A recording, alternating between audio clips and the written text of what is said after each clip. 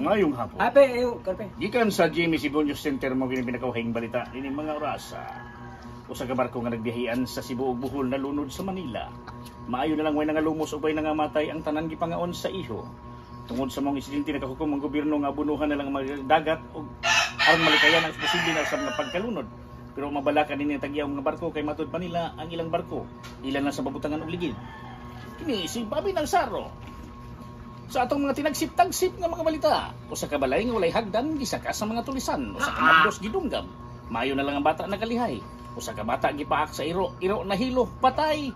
Usa ka babae ni ambak sa building naguba, usa ka barko nalunod, wa ka agwanta, nilutaw. Kini tanan madungog lamang dinhi sa Balitang Bisrock. Live mula sa ABS-CBN News Center Manila. Narito ang pinagkitabulan si Kabayang Nulay de Castro sa magandang gabi.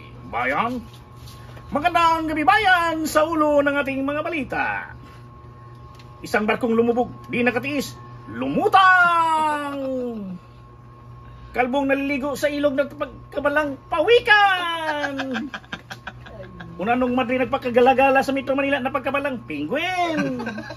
At yan ang ating